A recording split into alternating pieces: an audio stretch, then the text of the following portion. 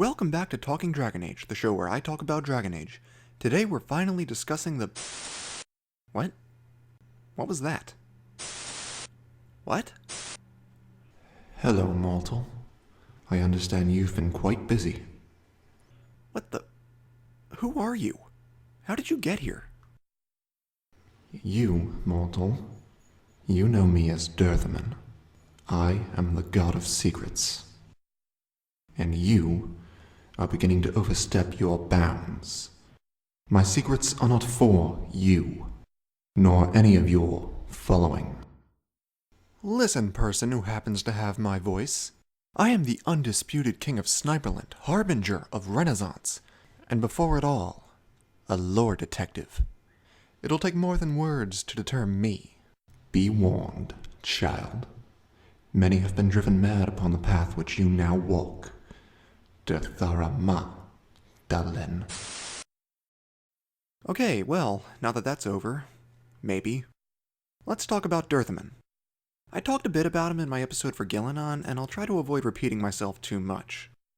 Let's go over some tales. We should probably start with this one, which describes Dirthamen and Falon'Din as children. According to Dalish legend, they were inseparable twin brothers. One day, they were playing in the woods and found an old wounded deer. Long story short, Falon'Din carried it into the Fade, but Dirthamen couldn't follow. One day, two ravens known as Fear and Deceit tried to convince him that Falon'Din did not care for him and had abandoned him. Dirthamen mastered the ravens, and used them to carry him to Falon'Din. Once reunited, they vowed never again to be apart.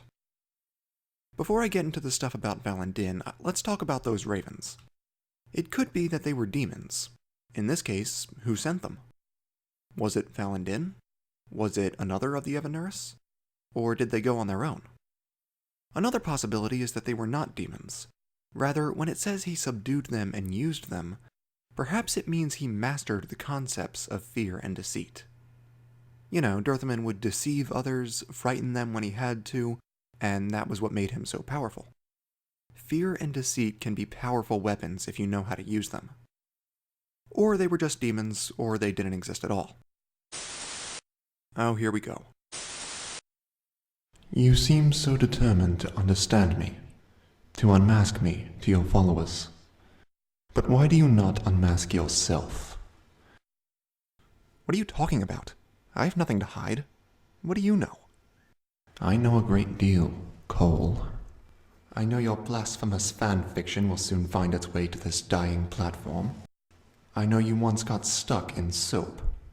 I know what is in your internet search history. And I know you twice stuck a butter knife in an electrical socket. Your pursuit of knowledge is an honorable one, and for it you have my respect. But your pursuit of my knowledge is a fool's errand. Okay guys, look. I'm a writer. Sometimes I have to Google things to make sure I get my facts right. So moving on, let's talk about the codex entry called Twins in Shadow.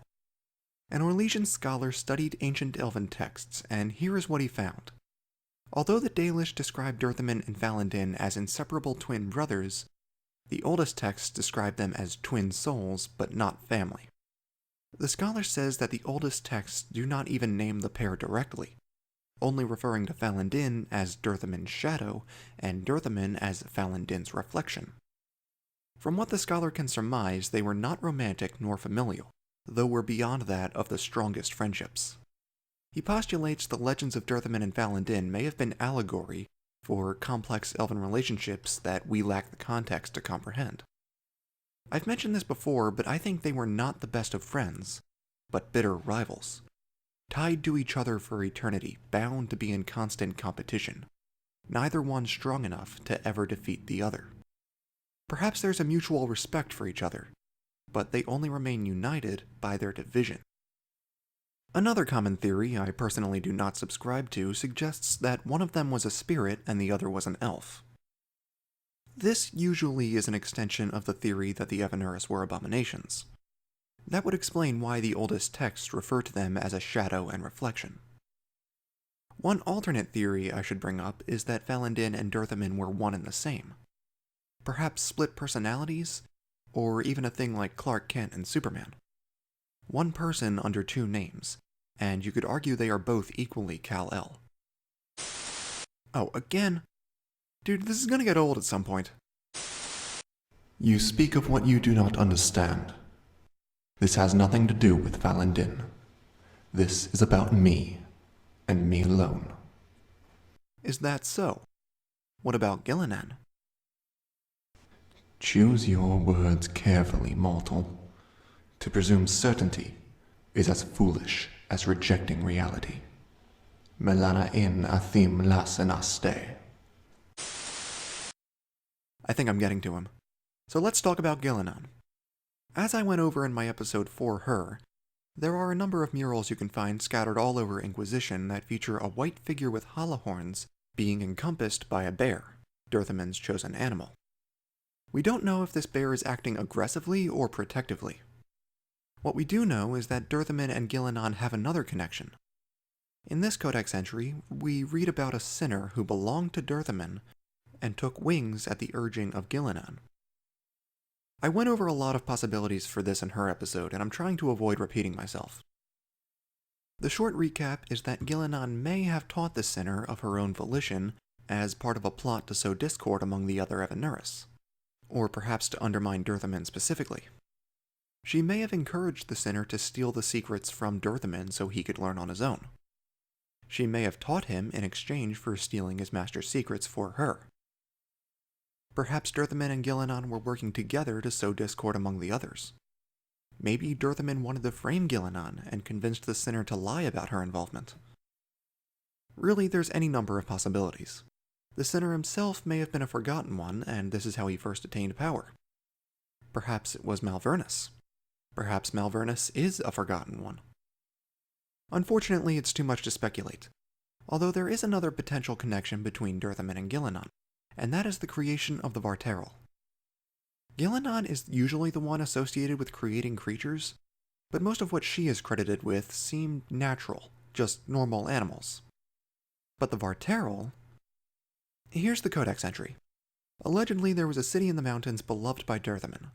One day, a high dragon came, and the citizens got scared. So, to defend his city, Dirthamen whispered to the mountain, causing trees to gather into the bug-like shape of the Varterel.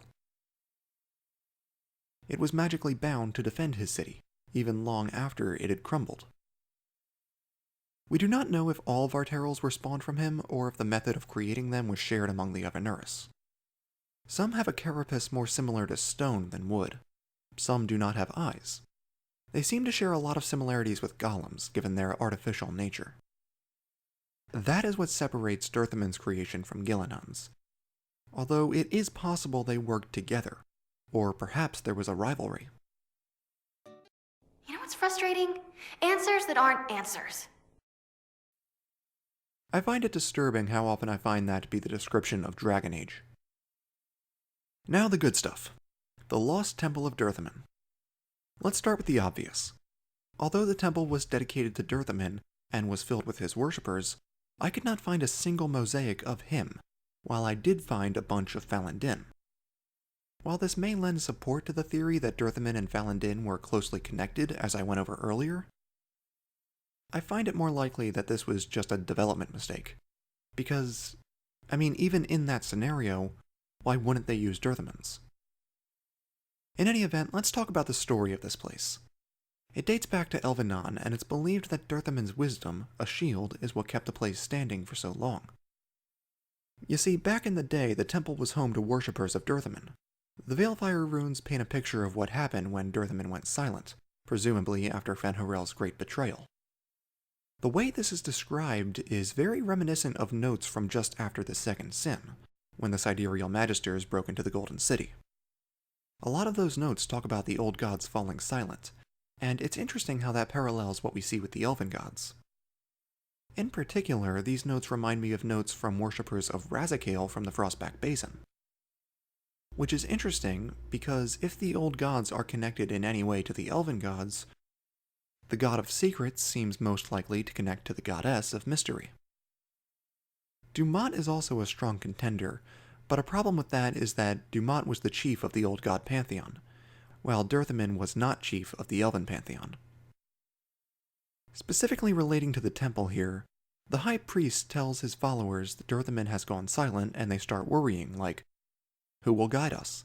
And what are we going to do with all these secrets? They worry about people coming to steal their secrets, and that Dirthamen is no longer protecting them. It seems they were trapped in here, maybe by magic or simply by devotion. Keeping these secrets was taking a toll on them. They became madness in their ears. They could sense that their high priest, the highest one, was starting to panic. From what I can gather from this, the panic was driving the highest one mad, and I think the others worried he was trying to steal their secrets, possibly as an attempt to keep them safe. He was losing his mind and was desperate, that much seems clear. Well, the others proceeded to dismember him and lock him in some sort of magic prison thing.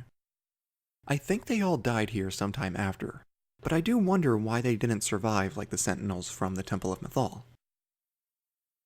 Much later, a handful of scholars and adventurers found the place over the years, but for some reason, none of them were able to solve the super easy puzzle. It seems these adventurers found themselves plagued by dreams and strange voices. The notes say they would have fled if not for all the work they had put in up until this point. Some of the adventurers went crazy, and I think the others were killed by demons. I find it amusing how the end of this journal acknowledges how disturbing it is that the former occupants dismembered their high priest. The last thing I want to mention about this place are these guys. There are a handful of murals in the place that depict strange animals, but of course these stand out more than the others. All the murals we can find here can be found elsewhere in the game as well, such as the Emerald Graves, but what makes these guys interesting is that they appear reptilian and stand on two legs, same as the creatures called the Scaled Ones in the Chronicles of a Forgotten War from the Descent. I don't have much to say on them at the moment, but I bring this up because I have a feeling Dirthamen may be acquainted with them. So I think that's about it for now. Dirthamen is such an awesome concept, and I am so excited to see what they do with him in the future. To recap, Dirthamen has strong connections to both Ghilan'nain and Falon'Din. I maintain my theory that he and Falon'Din were rivals. His relationship with Ghilan'nain is ambiguous. They may have been close allies, enemies, or perhaps allies and then enemies. Dirthamen is clever in his machinations. I'd love it if they explore that in the future. Like he would trick the other gods into doing what he wanted. Not quite in the same vein as Fen'Harel, more like, I guess Gaspard or maybe a Nora. Basically, I'd love for him to be painted as a master manipulator. Dirthamen was the master of fear and deceit, but what that actually means is open for debate. There is so much potential here. He probably created the first Varterel. He may have created all of them, or he may have shared that secret with his peers. But that does seem unlike him given his reputation as Keeper of Secrets. And although the Dalish aren't always right about their gods' spheres, like Andruil being the goddess of sacrifice instead of the hunt, we do have ancient elven sources which confirm Dirthamen took his secrets very seriously. And like most of the other Evanuris, he is now sealed away. My theory remains he is in the Black City, and that is truly a tragedy because that likely means he's tainted and not who he used to be. However, if any of the gods had a contingency plan or a way to avoid the same fate as the others, it's Dirthamen. Honestly, at this point, I'm really not sure if I'm hoping he's a villain or an ally to the hero. I could absolutely see him in either role. Maybe something like, he's got a good agenda of his own and he's only pretending to be the bad guy, and maybe the protagonist kills him before they can learn that. Or Dirthamen even lets himself die so that the protagonist can win in the end? Hell yes. Of course, I could also see him as a straight-up villain, and I don't know which one I would like more. So I guess that's it for now, guys. Thank you all so much for watching. Don't forget to comment and like, and remember, The pursuit of knowledge is an honorable path, but some doors are not meant to be opened. Some secrets are buried for good reason. Many have lost themselves in the pursuit of more than they could bear. I am Dirthamen, and only I can protect you from yourselves. But my time here is limited, and so for now I must leave you. But do not forget, nothing is inevitable.